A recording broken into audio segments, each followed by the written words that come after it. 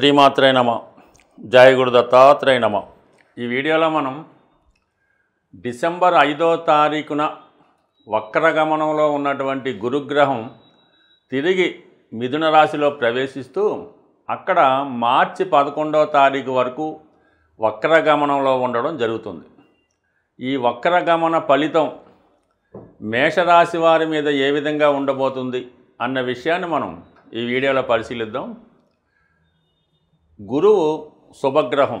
ఎవరికైనా మంచి చేయాలన్నా, ఒక శుభకార్యం జరగాలన్నా గురుబలం తప్పనిసరిగా ఉండాలి. అందుకే చాలామంది వివాహం కొరకు గురుబలం ఉందా అని ఎదురు చూస్తూ ఉంటారు. గురువు అసలు ఏ భావంతో సంబంధం లేకుండా సంతానాన్ని, అలాగే ధనాన్ని, జ్ఞానాన్ని, విజ్ఞానాన్ని, సంస్కారాన్ని ఇచ్చే గ్రహం గురుగ్రహం. అటువంటి గురుగ్రహం మన మేషరాశి వారికి భాగ్య వ్యయాధిపతిగా ఉంటాడు. అందువలన గురువు ఈ రాశి వారికి అనుకూలించినప్పుడు భాగ్యాధిపతిగా తండ్రి నుంచి సరైనటువంటి సౌకర్యాన్ని, మంచి గురువు లభించడం వలన మంచి విద్య రావడం, ముఖ్యంగా విదేశ ప్రయాణం, ఉన్నత విద్య, పీజీ వరకు చదువు ఇవ్వడం జరుగుతూ ఉంటుంది. వ్యయాధిపత్యం వల్ల విదేశ ప్రయాణాలు, దూర ప్రాంత ప్రయాణాలు ఇవన్నీ కూడా గురువు వల్ల ఈ మేషరాశి వారికి లభిస్తూ ఉంటాయి. అయితే ప్రస్తుతం ఉన్నటువంటి గురువు ఈ 3వ స్థానంలో ఉంటూ వక్రగమనంలో ఉండడం జరుగుతుంది. ఎప్పటి వరకు? మార్చి 11వ తారీఖు వరకు. ఇంకా 96 రోజుల పాటు ఈ గురువు వక్రగమనంలో మేషరాశి వారికి 3వ స్థానమైనటువంటి మిథున రాశిలో సంచారం చేయడం జరుగుతూ ఉంది. ఒక గ్రహం, ముఖ్యంగా శుభగ్రహం వక్రించినప్పుడు తన శుభ ఫలితాన్ని విశేషంగా పెంచుకోవడం జరుగుతుంది.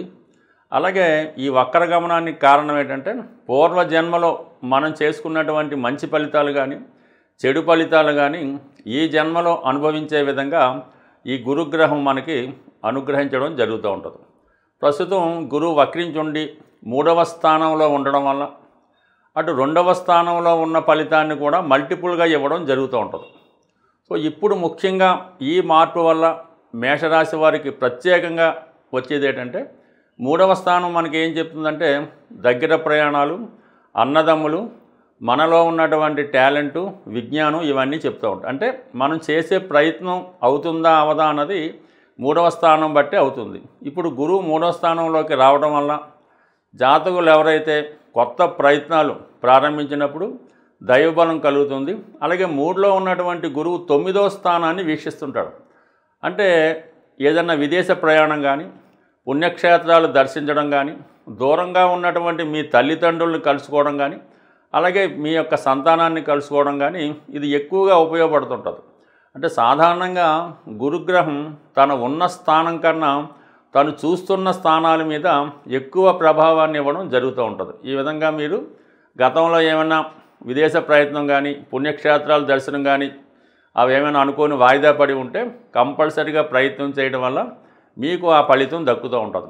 ఎస్పెషల్లీ సంతానం కొరకు ఎదురు చూస్తున్నటువంటి దంపతులకి ఇప్పుడు మారినటువంటి గురువు 9వ స్థానాన్ని వీక్షించడం వలన సంతాన భాగ్యం అదృష్టవశాత్తు కలిగే ఉంటుంది. కాబట్టి వక్రించి ఉన్నప్పుడు మరింత బలవంతుడై ఉంటాడు. ఇది మగవారి జాతకంలో కన్నా స్త్రీల జాతకంలో ఎక్కువగా ఈ సంతానానికి గురువు 9వ స్థానాన్ని చూస్తున్నప్పుడు సంతాన భాగ్యం కలిగే అవకాశం ఉంటుంది. కాబట్టి ఎస్పెషల్లీ మీరు ఒకసారి గతంలో ఏదన్నా ఐవీఎఫ్ ద్వారానో వేరే కారణాలతో ప్రయత్నం చేసి విఫలమై ఉంటే ఫ్రెష్గా మళ్ళా డిసెంబర్ అయిన తర్వాత దైవం మీద భారం వేసి గురుగ్రహ అనుగ్రహాన్ని పొందాలంటే ముఖ్యంగా శివుణ్ణి, దక్షిణామూర్తి రూపంలో ఉన్నటువంటి శివుణ్ణి పూజించడం వల్ల సంతాన భాగ్యం కలిగే అవకాశం ఉంటుంది. కాబట్టి ఇది ఈ విధంగా ఈ రాశిలో ఉన్నటువంటి స్త్రీలకు అనుకూలిస్తూ ఉంటుంది.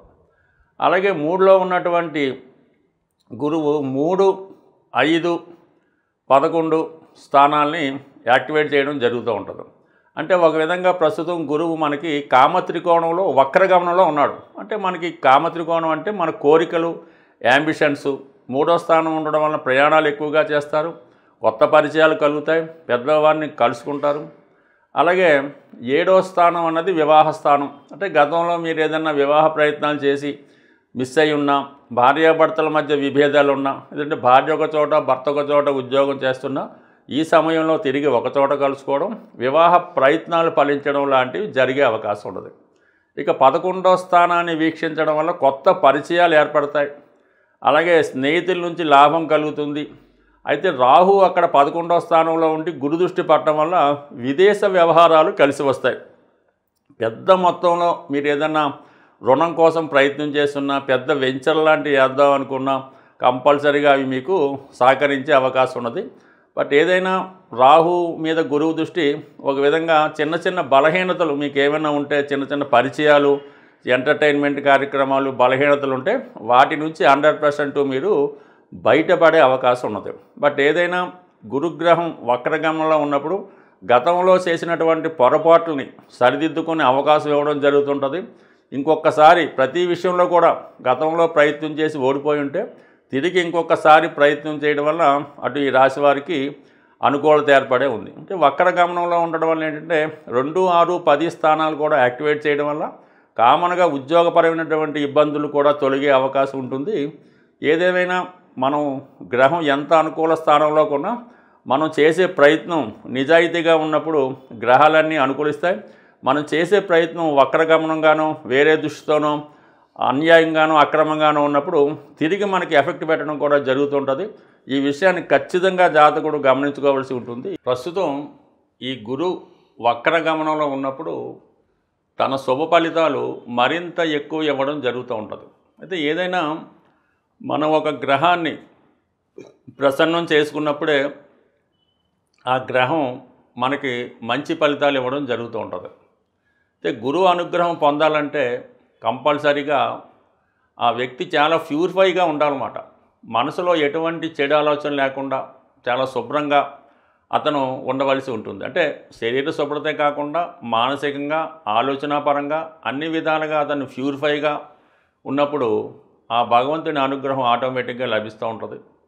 అందువలన ముఖ్యంగా మనం పరిశుభ్రంగా ఉండడం, మన మనసు ప్రశాంతంగా ఉంటూ ఎక్కువగా గురువుకి ప్రసన్నానికి దక్షిణామూర్తి అంటే శివుణ్ణి ఆరాధించవచ్చు.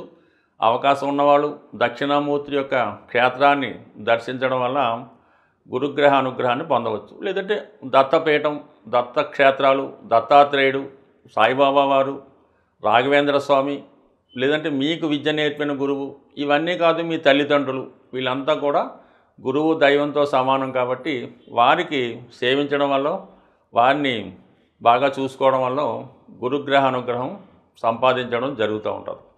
అంటే అతి సులువుగా మనం గురుగ్రహ అనుగ్రహం పొందాలంటే గోసేవ, తప్పనిసరిగా గోశాలని సందర్శించడం, గోవుకి సేవ చేయడం అంటే శుభ్రంగా గోవు ఉన్న ప్రదేశాన్ని శుభ్రపరచడం, గోవుకి మంచి వసతి కల్పించడం, అలాగే గోవుకి స్నానం చేయించడం అయితే, శుభ్రంగా పూజించడం అయితే, అంటే పువ్వులతో పూజించడం కన్నా గోసేవ అంటే గోవుని సేవ చేసి ఆ గోశాల శుచిగా శుభ్రంగా ఉంచడం వల్ల కూడా గురువు యొక్క అనుగ్రహాన్ని పొందడం జరుగుతుంటుంది. ఎటువంటి కార్యక్రమం అయినా ఈ గోశాలలో చేసుకున్నప్పుడు మనకి మంచి ఫలితాలు రావడం జరుగుతూ ఉంటుంది. అంటే ఏదైనా మనకి పరీక్షకి రాస్తున్నాం, ఒక హాల్ టికెట్ వచ్చింది, గోవుకి చూపించి సక్సెస్ అవ్వచ్చు. లేదంటే ఒక అగ్రిమెంట్ చేసుకున్నాం, ఒక వ్యాపారాన్ని ప్రారంభిస్తున్నాం, ఆ వ్యాపార అగ్రిమెంట్లు ఒప్పందులు ఈ గోశాలలో గోవు సమక్షంలో చేసుకోవడం వల్ల కొన్ని ఒప్పందాలు అయితేనే, కొన్ని ప్రమాణాలు అయితేనే వాటికి బలం చేకూరి అవి విజయం చేకూరే అవకాశం ఉంటుంది. ఏదైనా గురుగ్రహ అనుగ్రహం ఈ చిన్న చిన్న వాటి ద్వారా పొందవచ్చు. సరే, అవకాశం ఉన్నవాళ్ళు ఒక మంచి కనక పుష్యరాగాన్ని ధరించవచ్చు. సో లేదంటే ఏదైనా ఒక మంచి పసుపు కొమ్ము ఉంటుంది, అది మరి ఒక దండకు కానీ లేదంటే జేబులో కానీ పెట్టుకోవడం వల్ల కూడా గురువు మనకి బాగా సంకల్పిస్తూ ఉంటాడు, అనుగ్రహిస్తూ ఉంటాడు. పసుపు రంగు వస్త్రాలు ధరించడం వల్ల, స్త్రీలు ఎక్కువగా స్నానం చేసినప్పుడు అది పసుపు వాడటం వల్ల, మగవాళ్ళు కూడా పసుపు కొమ్ముని దగ్గర పెట్టుకోవడం వల్ల ఇవన్నీ కూడా గురువు యొక్క అనుగ్రహానికి పాత్రలు అవ్వడానికి అవకాశం ఉంటుంది. బట్ ఏదైనా ప్రతి గురువారం ఏదో ఒక దేవాలయాన్ని దర్శించి విధి విధానంగా పూజించడం వల్ల గురువు యొక్క అనుగ్రహం పొందడం జరుగుతుంది. బట్ ఏదైనా ఒక మనిషి జీవితంలో శుభాలు జరగాలన్నా, పెళ్ళి, సంతానం లాంటివి కలగాలన్నా, మంచి ఆరోగ్యం రావాలన్నా కంపల్సరిగా గురుబలం జాతకంలో ఉండవలసిందే. గురువు అనుకూలంగా ఉంటేనే మిగతా గ్రహాలు కూడా అనుకూలించి మీకు ఆటి ప్రభావాన్ని కూడా ఇవ్వడం జరుగుతుంది. గురువు యొక్క అనుగ్రహం లేనప్పుడు మిగతా గ్రహాలు కూడా ఇబ్బంది పెట్టి జాతకుడిని ఇబ్బంది పెట్టడం జరుగుతుంటుంది. కాబట్టి ఏదేమైనా గురువుని సేవించడం వల్ల సర్వశుభాలు పొందే అవకాశం ఉంటుంది. స్వస్తి.